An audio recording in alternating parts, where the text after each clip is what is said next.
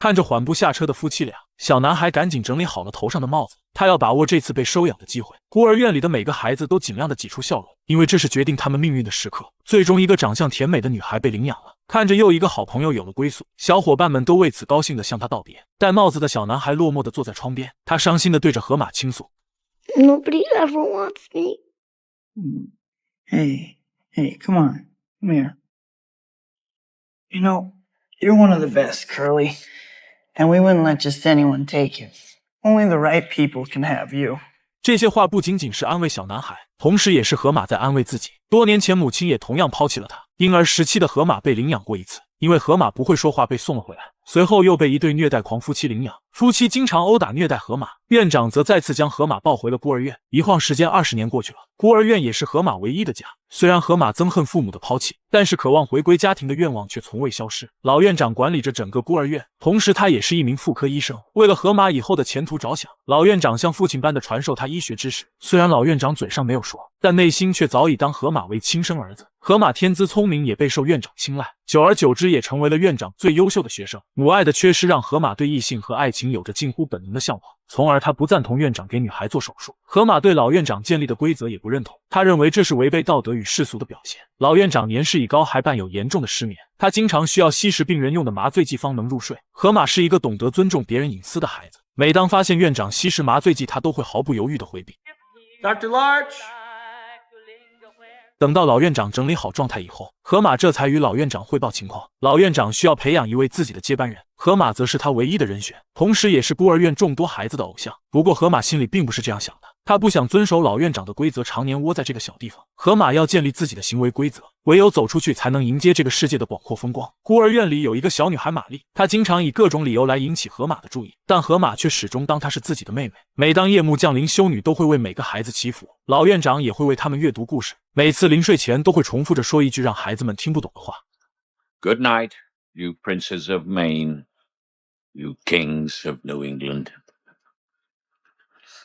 虽然现在的小伙伴们都听不懂，但每晚的这句话却让他们感到心安。不久过后，孤儿院来了一对恋人，男人是即将赶赴战场的空军上尉，在与未婚妻甜蜜的时候却发生了意外。为了不影响自己奔赴战场，两人一致决定先不要这个孩子。在手术室的门外，沃利对乙醚有些过敏，河马出于关心的上前询问，两人就这样有一搭没一搭的闲聊着。沃利询问河马为什么没有当兵。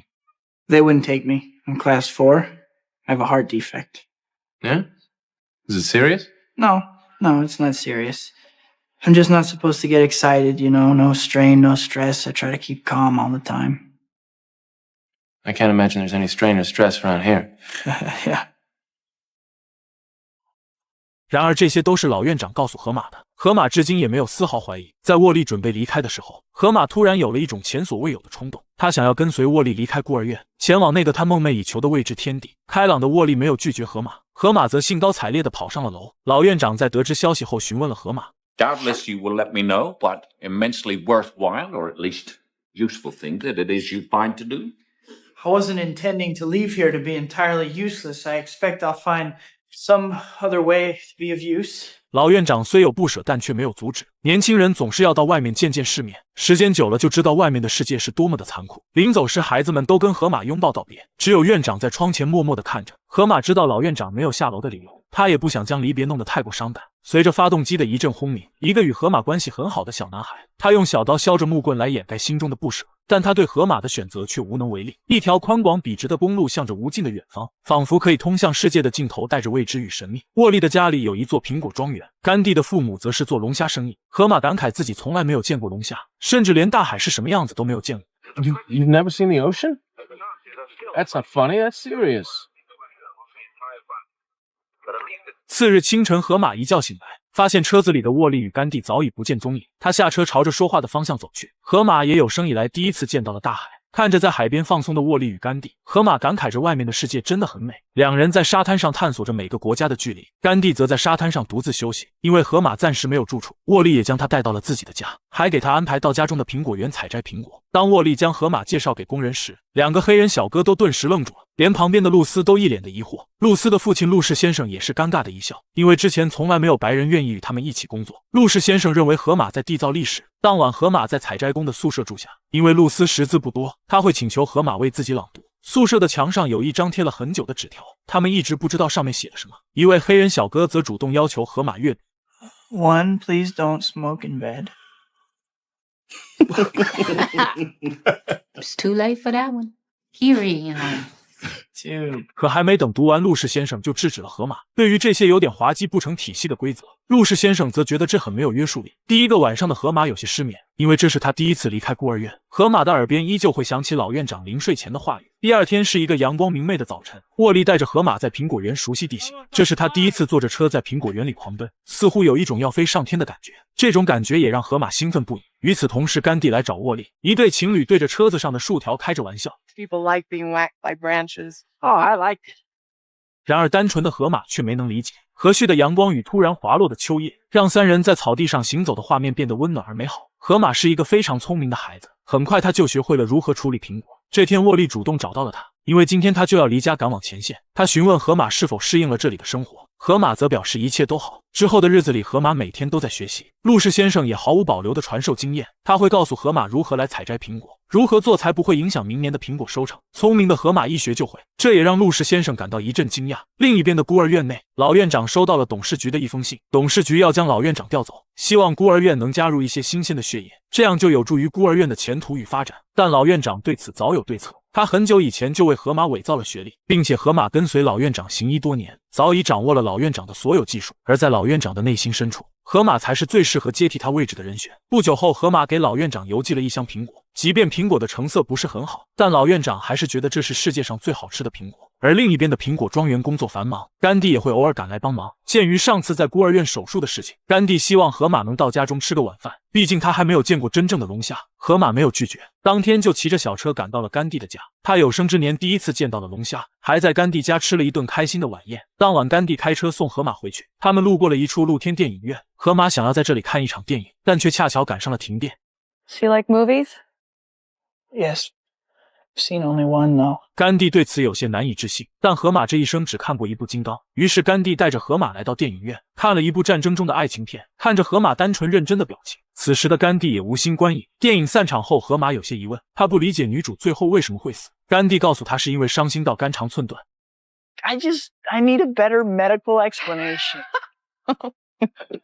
经过了这次简单的交往，两人的关系越发亲密，就连与他一起工作的露丝都有所察觉。他建议河马不要自寻烦恼，一旁的工人们都纷纷调侃河马，但单纯的河马却没有理会。之后，甘地与河马的联系越发频繁，他会在露天影院教河马开车。由于河马天资聪慧，甘地认为他天生就是开车的料。河马很喜欢这座露天影院，因为这里犹如孤儿院的电影之夜。You don't miss it? I miss things. I miss people. I miss reading to the boys. It's so much responsibility, huh? I didn't ask for any responsibility. 与此同时，老院长正在播放着《金刚》，在他旁边还有一个患有严重肺病的男孩。当影片结束，男孩的生命也走到了尽头。老院长虽有不舍，但却无能为力。他在孤儿院的后山安葬了菲兹，并叮嘱与他一同前来的男孩，如果有人询问，就告诉他们菲兹是被人领养了，毕竟这样的结果是孩子们所希望的。当晚，小男孩将菲兹的事情讲述给了伙伴们。小伙伴虽然都心知肚明，但却没有一个人提出疑问和反驳，只有老院长在门外痛哭流涕。这天，工人们要将即将腐烂的苹果榨成汁，枯燥乏味的工作让一位黑人小哥有些厌烦。他将一根烟头丢进了果汁桶，这举动不但会毁掉整桶的苹果汁，还会让整个团队丢掉工作。陆氏先生疑惑地看着黑人小哥。 What business are you in, Jack? Just tell me what business you're in. 一旁的伙伴都劝他承认错误，没想到小哥却拿起苹果刀朝陆氏先生刺去，两人也触发了一场关于规矩的战斗。陆氏先生眼疾手快，身手了得，轻松就划破了黑人小哥的外衣。黑人小哥见状，只好乖乖的去捡烟头。河马看到这一切，一时间哑口无言。原来外面的世界并非他想的那般美好。不久后，河马收到了一个包裹，不过他没有在工人面前马上打开，而是等到晚上大家都睡着了，河马这才偷偷打开了邮寄来的包裹。第二天，甘地与河马到海边游玩。甘地在沙滩捡了一块透明的玻璃饰品，他让河马用手尖轻轻触碰，只有经过了日以万计海水的摩擦，这块玻璃才会变得如此光滑。随后甘地将这块玻璃扔进了海里，但河马却希望留着做个纪念。随后两人在海边尽情追逐，嬉戏打闹。单纯的河马在追逐的过程中将甘地紧紧抱住，在无边的孤独中，这种温暖成为了甘地的庇护所。两人一时激动，也冲开了道德的束缚，成为了一对隐身的恋人。不久过后，苹果的采摘季结束，陆氏先生的团队也不得不离开此地，从而等到下一个苹果季的到来。河马最终选择留在苹果庄园，而他的目的也显然非常明确。河马给院长回了信，首先谢谢院长给自己邮寄的医疗箱，但是他在这里生活得非常开心，以后也不打算回到孤儿院工作，在外面的人生经历在慢慢滋养着他，新鲜的事物和朋友也让他倍感知足。看到回信的院长有些失落，但这也不影响老院长的决定，他继续帮助河马争取自己的继承人。其实在老院长心里，河马早已是自己的儿子，现在的河马只是被外界的事物迷惑。院长知道终有一天他会回来的。很快冬季过后，迎来了下一个苹果季，河马与甘地的好日子也即将到头。陆氏先生和他的团队来到了庄园，但上次闹事的黑人小哥却不见了踪影。为了赶工，大家都在努力的工作，但河马却发现露丝有些不对劲。他时常会趴在苹果树上进行短暂的休息，吃饭的时候也总是坐在一旁若有所思。大家都不知道露丝究竟发生了什么，但敏感的河马却非常清楚这件事。 Rose, how many months are you? 河马想要帮助露丝，但露丝却不愿意透露孩子的父亲是谁。无奈的河马只好将此事告诉了甘地，毕竟女人之间还是比较好说的。然而当甘地找到露丝以后，一个让人震撼的答案却让河马三观尽毁。 He's the father. What? He's her baby's father. Mr. Rose is her baby's father. Her baby. 河马不顾一切找到了陆氏先生，但陆氏先生却不以为然。一向正派的陆氏却对女儿有着畸形的爱。当他从河马口中得知露丝怀孕的消息，脸上也闪过了一丝懊悔无及的情绪。晚间，露丝想要一走了之，却终究被陆氏先生拦了下来。河马决定帮助露丝做手术，即便他自身非常反感这种事情，但此时的河马终于理解了老院长。有些时候，他不再臣服于传统规则的约束，毕竟这可以挽救一个女孩的人生。河马也终于理解了老院长当初说的话。 我们应该利用我们的能力来帮助人们减轻痛苦。不久后，露丝的身体慢慢康复，甘地也时常前来照顾露丝。病床上的露丝询问河马，墙上的员工守则究竟写的是什么？河马回答，守则的内容是不许在床上抽烟，不许喝酒之后操作机器。这2条工人也都能理解，可接下来的3条，不许爬上屋顶吃饭，不许在屋顶上睡觉，黑天不许爬上屋顶。这后面的3条工人认为是在侮辱自己，甚至写规则的人有些无理取闹。陆氏先生随后起身来到火炉前，让河马将这份规则丢进了火炉。殊不知这守则并不是制止工人上屋顶，而是担心在屋顶做某些事带来危险。第2天，大家发现陆氏先生没来工作，而露丝与脚踏车也不见了踪影。当河马回到屋中，却惊讶地发现陆氏先生正躺在床上身中数刀。其实经过了上次的事情，陆氏先生已经深深地忏悔了自己的行为，但显然这不能打消露丝出走的决心。临走时，陆氏先生希望握一握女儿的手，但露丝却误以为父亲有其他想法，于是拿着河马的小刀刺伤了父亲。此时的陆氏先生早已奄奄一息，即便河马也无力回天，但陆氏先生却有一个请求。 When you tell the police how this happened, I want you to tell it like this, yeah? My daughter ran off. I was so sad about that. I stabbed myself. I was so unhappy that she left. That I killed my own self. And that's the truth. Ain't that right? Go on. I want to hear you say that. I was so unhappy that my daughter ran off.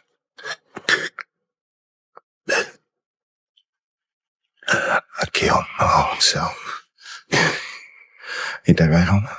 在看到河马点头同意之后，陆氏先生安详地离开了这个世界。可刚刚安葬了陆氏先生，一位军官就来到了苹果庄园。沃利的战机在前线被敌军击落，万幸坠机的时候，沃利并没有死亡。不过森林的恶劣环境，沃利得了严重的脑炎，致使他腰部以下全身瘫痪。得知消息的母亲与甘地悲痛万分，最后甘地决定留下来照顾沃利，就像当初他离开河马照顾自己一样。两人的一场隐身恋情也到此结束。不过让河马更为伤心的是孤儿院的一封信，院长因为吸食了过量的注睡乙醚而过世。其实河马也早已将院长当为父亲。看着信件，河马默默地跟院长道别。河马的心里也明白了，在看过大海、吃过龙虾、摘过苹果之后，他感受到了世界的美好。在经历了伦理和道德以及死亡之后，他也感受到了世界的残酷，就像是他与甘地或者陆氏先生与露丝一样。虽然打破经验所积累的规则当时很幸福，但带来的后果却是极其沉痛的。终于，河马踏上了回家的路程。其实孤儿院早已是河马的家。回家的途中，河马看到了瘫痪的沃尔，这个在战争中差点失去生命的英雄，终于回到了未婚妻的怀抱。河马也即将前往属于自己的人生。枯黄的草地上落了一层白白的雪，一个带有成熟标志的男人回来了。孤儿院的孩子们急忙前去迎接，他们将河马扑倒在地，尽情地享受着再次重逢的喜悦。玛丽焦急地整理好了凌乱的头发，因为她暗恋的男人回来了。最终，河马理解了老院长，他所做的一切也是出于对病人的关爱。河马将在海边的玻璃送给了猫头，那个曾经戴着帽子哭泣的小男孩。护士还告诉了河马一个秘密，河马的心脏病也是当初院长伪造的，为了就是不让河马参军入伍。可此时对于河马已经无所谓了，因为他即将承担属于自己的那份职责。生活是一面窗子，当你打开了，你就会发现，外面不光有美好的风景，还有很多丑恶的东西。待你看尽世间繁华并厌恶城市的喧嚣时，就会发现原来家才是每个人最终的归宿。